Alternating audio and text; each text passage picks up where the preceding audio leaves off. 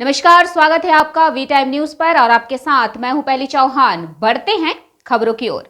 19 सदस्यीय एएसआईटी टीम हरगोविंद और चंदन दास के गृह निवास जाफराबाद शमशेरगंज में हुई हत्या की जांच कर रही है। जिला पुलिस के 10 सदस्यों और सीआईडी के 9 सदस्यों वाली एएसआईटी प्रतिनिधिमंडल शमशेरगंज में हत्या और विभिन्न प्रभावित क्षेत्रों की जांच कर रही है। আমরা প্রথম দিন থেকে আমরা প্রশাসনকে জানিয়েছি আর কি এই বিষয়টা আপনারা দেখুন। হ্যাঁ, কারণ এটা দেখার কাজ, খোঁজার কাজ, অনুসন্ধানের কাজ এটা প্রশাসনের। আমরা সদা সর্বদা শান্তির বার্তা নিয়ে আমরা প্রথম দিন থেকে চলছি। প্রতিটি মানুষের কাছে আমরা অ্যাপিল রেখেছি যে সম্প্রীতি ভ্রাতৃত্ব নিয়ে আমরা চলছিলাম, আগামীতে আমরা সেই ভ্রাতৃত্ব সম্প্রীতির মধ্যে অটুট বন্ধনে আমরা থাকতে চাই। শুধু তাই নয়, আমরা একে অপরের পরিপূরক হয়ে থাকতে চাই আর কি। এই হবে আমাদের অঙ্গীকার।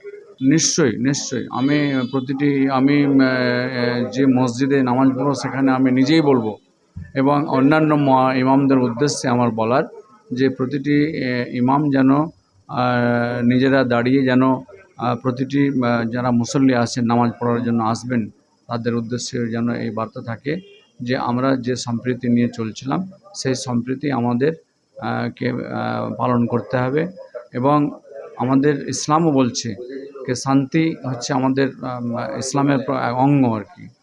কাজে আমরা সকলে সেই সম্প্রীতি ভ্রাতৃত্বকে বজায় রাখব এবং শান্তি শৃঙ্খলাকেও আমরা অটুট মেনে চলব।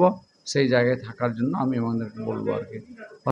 দেখুন, যে সমস্ত কচিকাঁচা বাচ্চারা কিছু ভুল করে বসে, আখেরে কিন্তু তার ফলটা ভুগতে হয় বাচ্চাকেও এবং পরিবারকেও।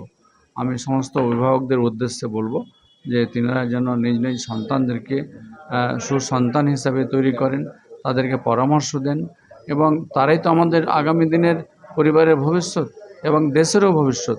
কাজে তারা যেন সুসন্তান সহ সুনাগরিক হয়ে ওঠে, আমি এই আহ্বান প্রতিটি অভিভাবকের কাছে রাখছি। না, জলমেলনও অ্যাকসেপ্ট করেছি আর কি, কিন্তু দেখুন একটা ঘটনা ঘটেছে আর কি, সেটা নিয়ে মানুষের মধ্যে একটু ভীতির ছিল আর কি। তবে ধীরে ধীরে কাটিয়ে উঠছে।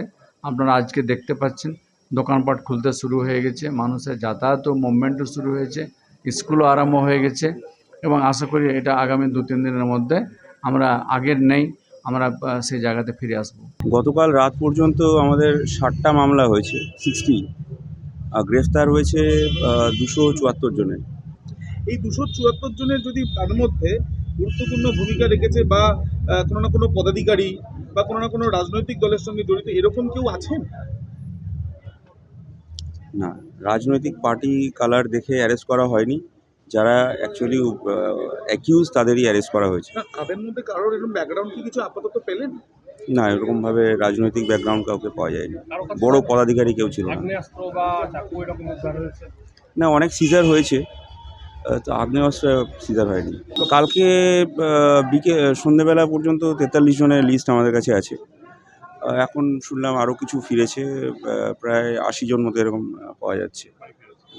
লিস্ট এখনও যদি আমার কাছে আসেনি। হ্যাঁ, অনেক কিছু করা হচ্ছে, সিভিল অ্যাডমিনিস্ট্রেশন করছে, পুলিশ অ্যাডমিনিস্ট্রেশন করছে এবং অনেক সংস্থাও আগিয়ে আসছে, সাহায্যের হাত বাড়াচ্ছে, সব হচ্ছে। ইন্টারনেট পরিষেবা কবে চালু হবে বলতে পারি এখানে? এটা ডিপেন্ডস, সিচুয়েশন যেরকম হবে। वी टाइम न्यूज के लिए मुर्शिदाबाद से मिलन सरकार की रिपोर्ट।